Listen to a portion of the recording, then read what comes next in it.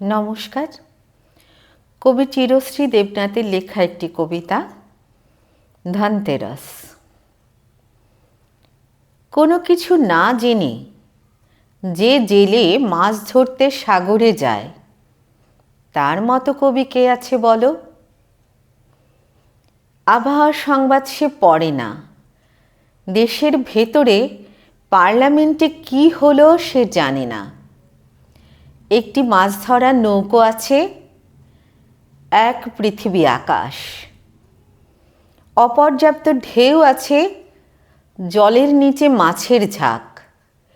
মাছ ধরতে ধরতে তার প্রেম হয়, নোনা সুতোয় বোনা। রূপোর আঁশে গয়না হতো যদি, চন্দ্রহারে ভরে যেত তার ঝাঁকা। নমস্কার।